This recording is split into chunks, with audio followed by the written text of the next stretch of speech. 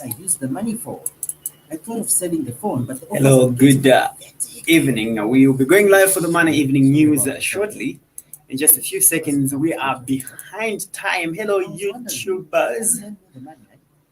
Don't forget to subscribe. This Jera, my page there. So we'll be bringing you the Money Evening News live from Money FM Business Talk Radio here in Lusaka, Zambia. So the bites are ready, the console is ready, and the news is ready. What I originally bought it for. It's too little. Thank you for coming. Either that or your son, my friend. At this point, you don't have much of a choice. Oh, wow. Some friend you are. All right. I'll do it. And I'll never use it. I hope the aircon is making noise. It's not making noise, but I have to switch it on and off. About your money. Money FM 93.7.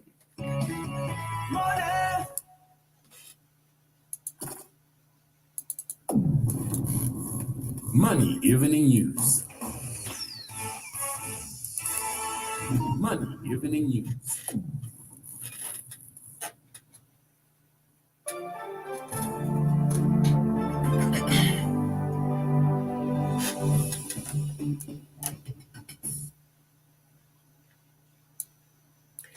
In your financial indicators today, Friday, 4th November 2022, the United States dollar is buying at 16 kwacha 6 ngwe and selling at 16 kwacha 37 ngwe. The Great British Pound is buying at 18 kwacha 5 ngwe and selling at 18 kwacha 40 ngwe. The Euro is buying at 15 kwacha 72 ngwe and selling at 16 kwacha 3 ngwe. The South African Rand is buying at 87 ngwe and selling at 89 ngwe. Those are your financial indicators. The news headlines. Local government minister suspends curfew town council for 90 days for disorderly conduct. Their functions under the Act from the date of the publication of this order. Minister of Technology and Science directs ZICTA to intensify efforts to conduct cost of service studies.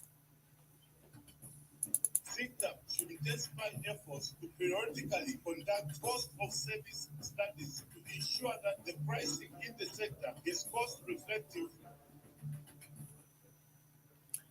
Nigerian government to complete rail projects with loans from China, Portugal, and Turkey.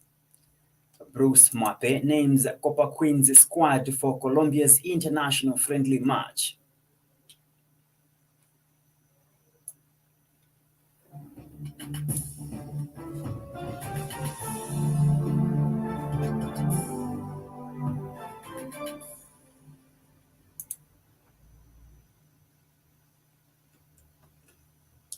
Hello and welcome to the Money Evening News on Money FM.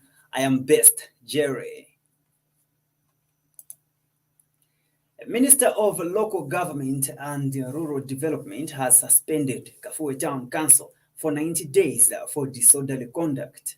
Speaking at a joint media briefing also attended by Health Minister Sylvia Masebo and Lusaka Province Minister Shiwu Muliata, Gary Nkombo has since appointed Abel Siwakwe as Kafue Council Administrator to help shed more light on allegations of land misappropriation, among other issues. Mr. Nkombo says the suspension of the council in Kafue will help tone down misconduct and help self-discipline as well as restraint among United Party for National Development UPND members.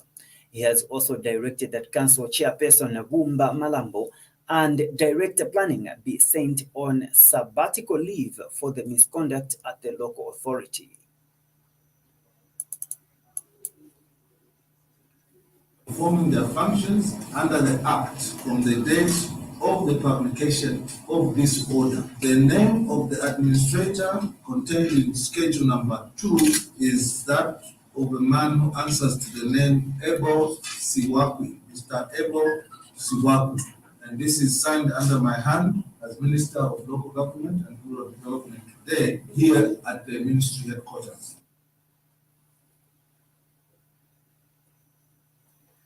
Recently, UPND cadres in Kafue district staged a protest to advocate the removal of council chairperson Bumba Malambo and others whom they accused of illegally allocating land in the town. Emeralds and Semi-Precious Stones Mining Association of Zambia, ASMAZ, has disclosed that Zambia has moved from being the world's third biggest producer of emeralds to #1. Speaking during the association's elective annual general meeting, ASMAZ President Victor Kalesha states that Zambia is now home to the world's largest emerald mining giant, which is Kagem Mine, following the high level of marketing which Grizzly and Kagem Mining have put to the mineral resource. Mr. Kalesha says it is also gratifying to note that government is committed to promoting diversification and value addition not only to copper but also to gemstones and other high-valued minerals, as indicated in the 2022 National Budget Speech to Parliament by Finance Minister Tumbeko Msokotwane. He, however, notes that despite having the birthright to the gemstones that are in the ground, sector players are not extracting them due to challenges such as lack of equipment and proper exploration and access to finance, which they have failed to unlock for a very long time. That have tried to help them in terms of resuscitating the operations of the mining sector. I think on the 50-50 or win-win situation, we have been trying both the government and the small-scale miners, but yet because of certain dynamics that are involved in the small-scale mining sector, we have failed to break even. So we have perceived an opportunity to organize ourselves, especially the emerald sector, which has been well marketed by Grizzly Mining and Kata Mining Limited, which has made Zambia to come from third emerald producer in the world to #1, and also putting Zambia on the market as one that hosts the largest emerald mine in the world, and putting Africa on the map again, because Africa has become the largest emerald exporter in Africa. So as an association, we think that is something that is investor attracting. Common Market for Eastern and Southern Africa, COMESA, says African Continental Free Trade Area is already in force, even though phase 2 negotiations relating to trade in service, competition, investments, and intellectual property rights are still pending completion. Speaking during the 25th meeting of the COMESA Ministers of Justice and Attorney Generals in Lusaka, COMESA Secretary General Chileshe Kapwepwe notes that in the region, COMESA East African Community and COMESA East African Community and Southern African Development Community tripartite free trade area negotiations concluded for trade in goods. Ms. Kapwepwe, however, says tripartite phase 2 negotiations on trade in service competition, investment, and intellectual property rights are not yet underway. Of reviving the region's economy through the resumption of national, regional, and global trade and investments in goods and services. Honorable guest of honor, distinguished delegates, in the continental sphere, the African Continental Free Trade Area is already in force, and even though phase 2 negotiations relating to trade in services, competition, investment, and intellectual property rights are still pending completion. In the region, the COMESA, EAC, and SADC tripartite free trade area negotiations concluded for trade in goods. Tripartite phase 2 negotiations on trade in services, competition, investment, and intellectual property rights are not yet underway.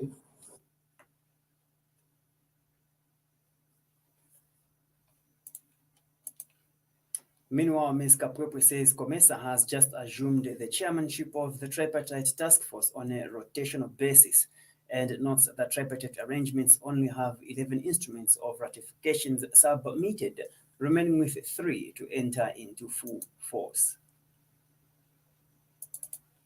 Just assume the chairmanship of the tripartite task force on a rotational basis, and notes that the tripartite arrangement only has 11 instruments of ratification submitted and is just 3 short of additional ratification before it can enter into force. By way of appeal, I may request member states in attendance that have not yet ratified the tripartite agreement to expeditiously do so in order to support regional integration agenda. Honorable guest of honor, honorable ministers, distinguished delegates, the important role played by your meetings in ensuring that COMESA progresses as a rule-based organization cannot be overemphasized. Meetings of COMESA ministers of justice and attorneys general have crafted laws and policies that have transformed the region and advanced the regional integration program as was envisioned by the Abuja Treaty.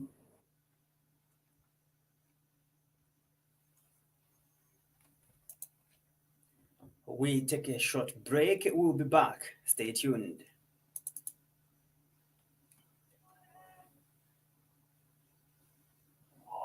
For business on the go, visit www.moneyfmzambia.com to watch, stream, and download various programs from anywhere in the world.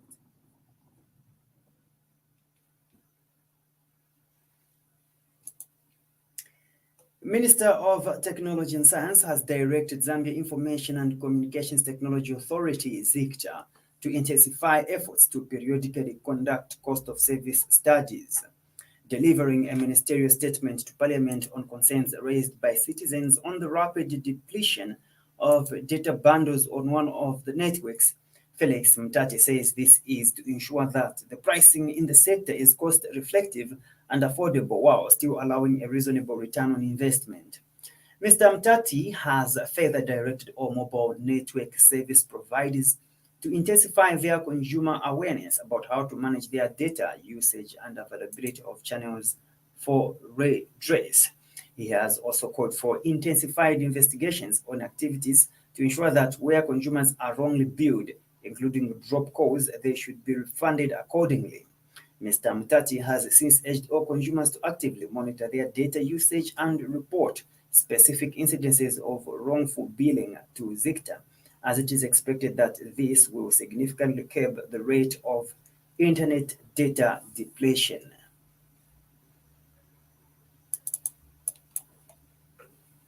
That all mobile network service providers should intensify consumer awareness and education efforts to ensure that customers are well informed about how to manage their data usage and are aware of availability of channels for redress. Intensify investigations on activities to ensure that where customers are wrongly billed, including drop calls, they should be refunded accordingly. That ZICTA should intensify efforts to periodically conduct cost of service studies to ensure that the pricing in the sector is cost reflective and affordable while still allowing for a reasonable return on investment. Prior to the implementation of any price, ZICTA undertakes a comprehensive review process to ensure that the various ICT products and services are fairly priced in line with the principles of cost-based pricing, transparent in terms of the information disclosed to consumers. Meanwhile, Mr. Mtati has attributed the rapid depletion of Airtel data bundles to the rollout of superior network coverage with high-speed internet, which means that while the data bundle structure has remained constant, the speed of the internet has become faster. Complaints that were received, it indeed shows that Airtel bundles were experiencing rapid depletion. This, however, is attributed to the rollout of superior network coverage with high-speed internet. This therefore means that while the data bundle structure has remained constant, the speed of internet has become fast. For example, it was observed that 1 gig of data could easily be depleted in less than 10 minutes through normal browse on social media and watching high-speed resolution videos. Even in the face of faster internet speed, government is, however, still concerned with the persistent complaint on the quality of service from our people.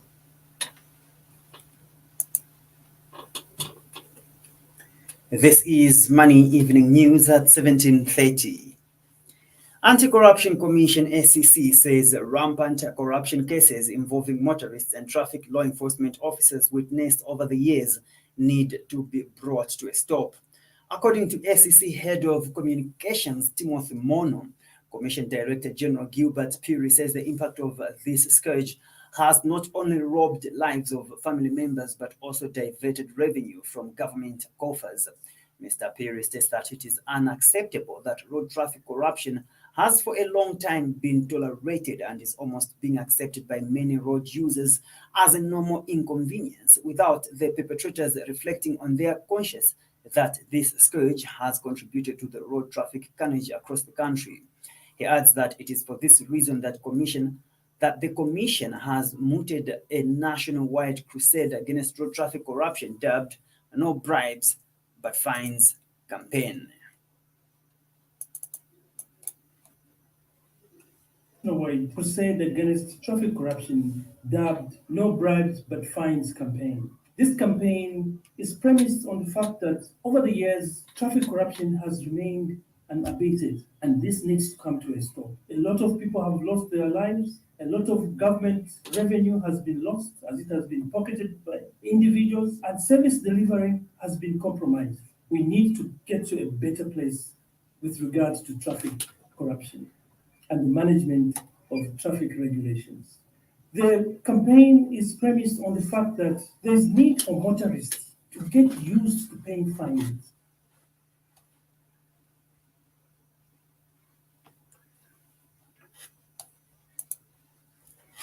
A commercial bank says a focus on renewable energy sources will help Zambia attain its target of 3 million metric tons of copper production in the next 10 years.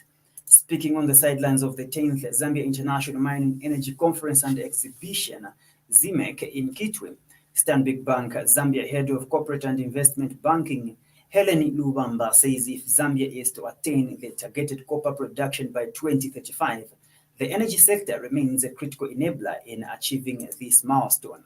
Ms. Lubamba also stresses the need for Zambia's transport infrastructure to be developed to support mining sector growth.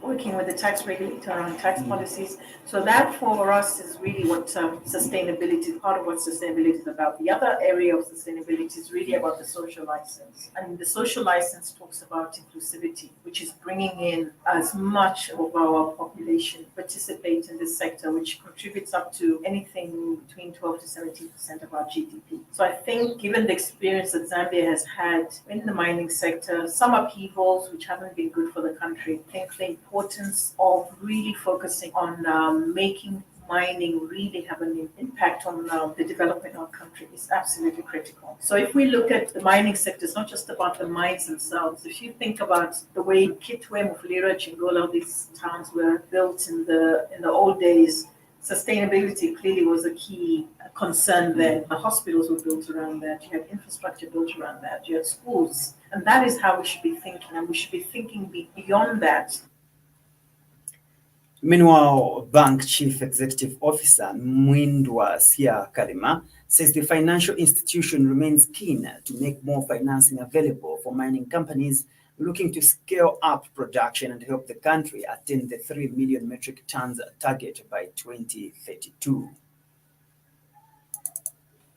Cited part of the journey, so we do as mining support, mining houses, but also the ecosystem around the mining houses. And when I say ecosystem, it's obviously the different companies that link into mining and around that, the suppliers, as well as assisting the mines and some of the independent suppliers in the mining itself.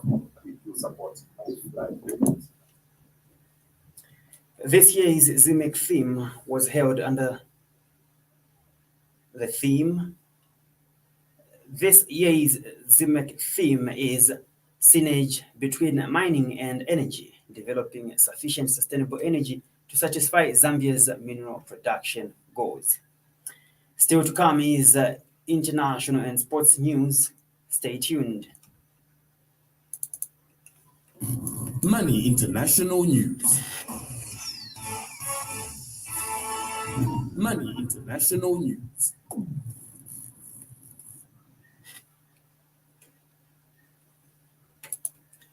Welcome back.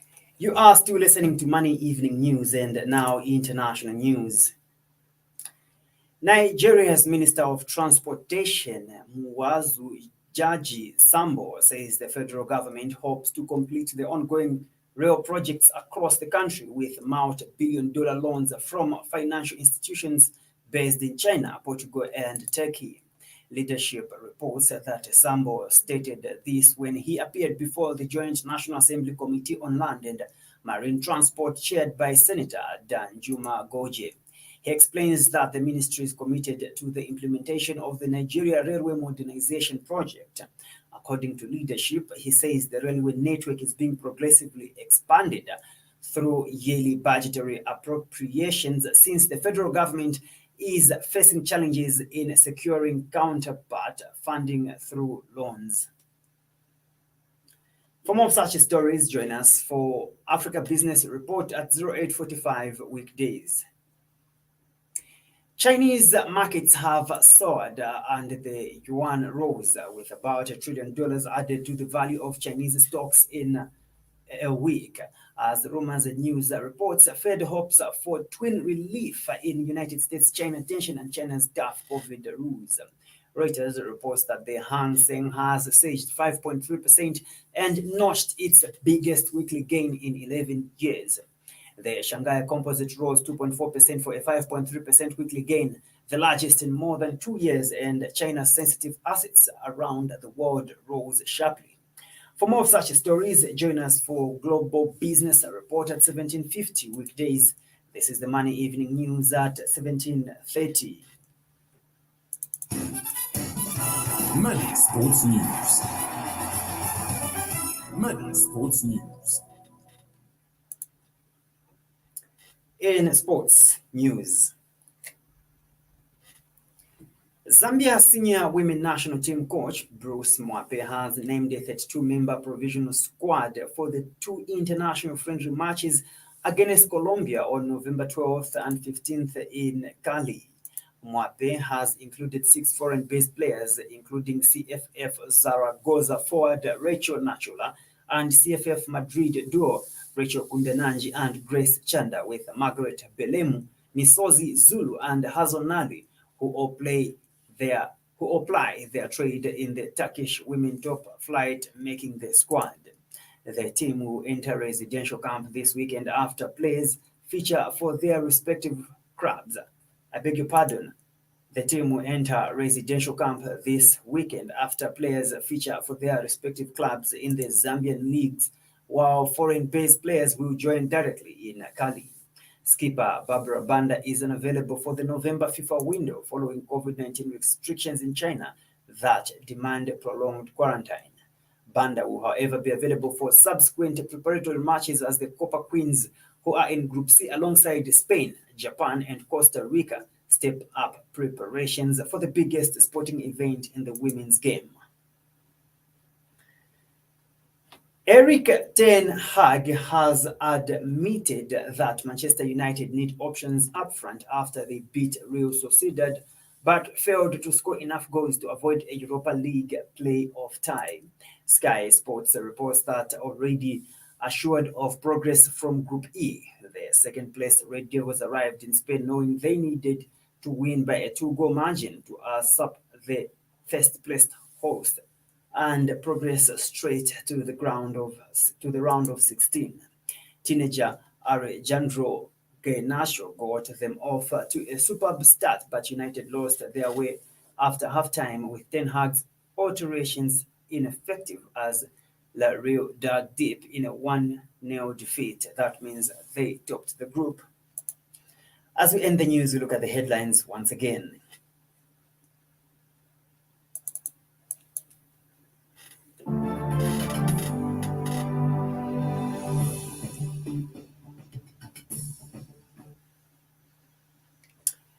The news headlines.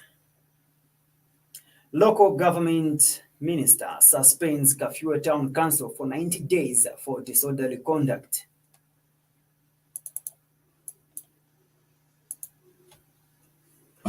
Under the Act from the date of the publication of this order.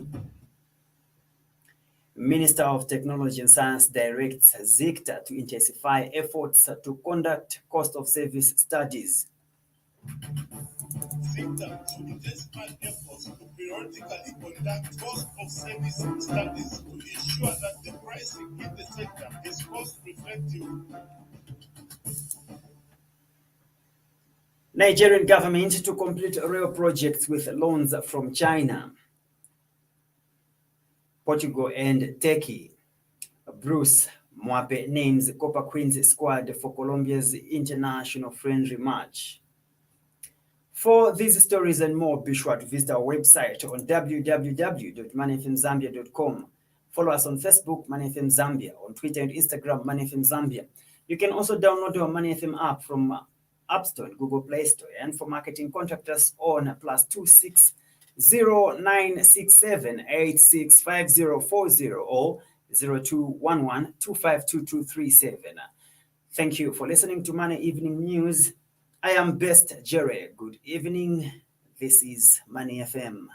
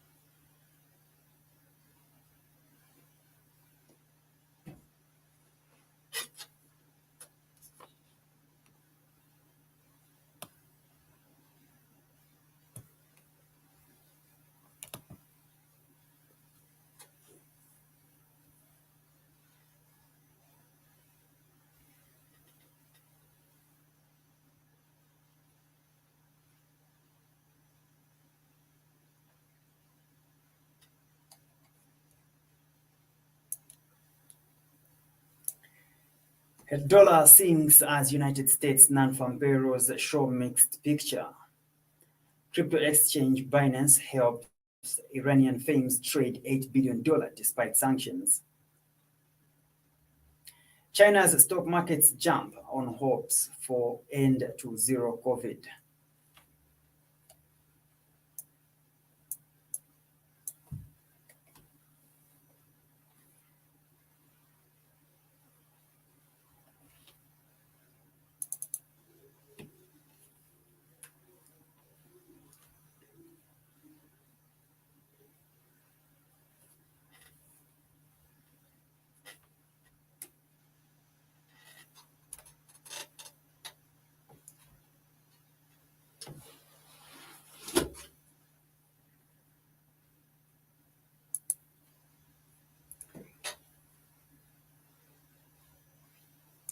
The United States dollar has slumped after data show that the world's largest economy created more new jobs than expected last month, but suggested signs of slowing with the higher unemployment rate and lower wage inflation.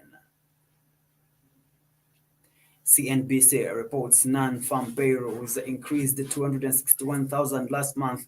Data for September is revised higher to show 315,000. I beg your pardon, data for September was revised higher to show 315,000 jobs added instead of 263,000 as previously reported. Economists polled by Reuters had forecast 200,000 jobs with estimates ranging from 120,000 to 300,000. However, the unemployment rate rose to 3.7% from September's 3.5%. Average hourly earnings increased 0.4% after rising 0.3% in September, but the rise in wages slowed to 4.7% year on year in October after advancing 5% in September.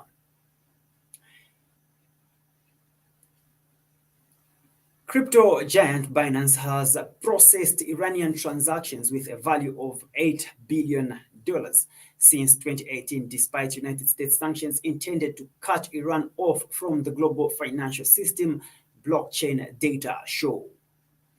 Reuters reports almost all the funds, some $7.8 billion, flowed between Binance and Iran's largest crypto exchange, Nobitex, according to a review of data from leading United States blockchain researcher Chainalysis. According to Reuters, Nobitex offers guidance on its website on how to skate sanctions. We take a short break. We'll be back. Stay tuned.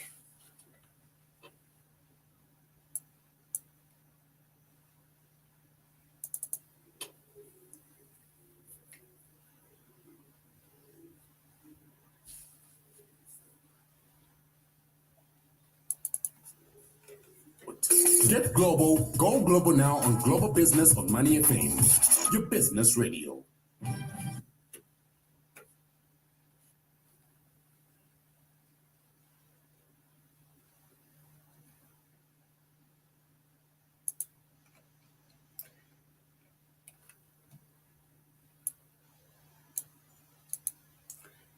China's stock markets have risen sharply after a state-run newspaper reported that local officials are being warned against excessively harsh measures to control COVID-19. Al Jazeera reports shares rose more than 7% in Hong Kong.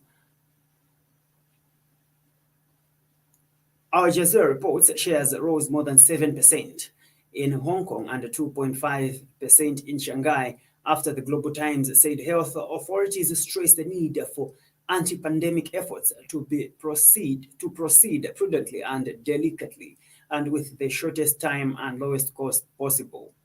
The Chinese Communist Party-owned tabloid says the National Health Commission made the announcement on Wednesday as part of efforts to correct mistakes from overly strict measures that have caused damage to people's properties and lives.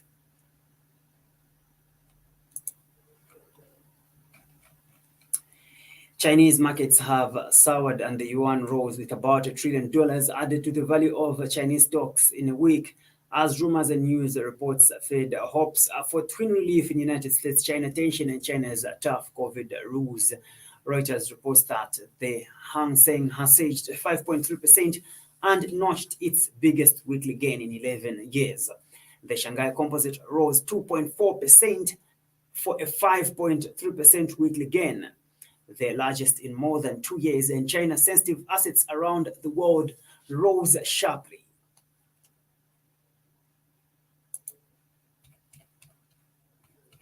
Thank you so much for joining us. Be sure to join us on Monday for another Global Business Report. This has been Best Jerry. Stay tuned.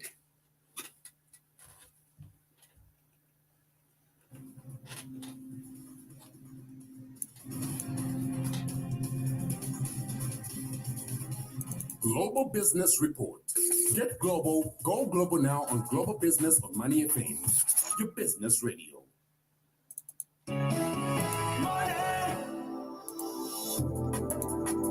The reason we fail at things is because of the way we think. Okay, that's the biggest contributor to anybody's failure. It's the way you think, because as you think, so are you. If you think in this manner,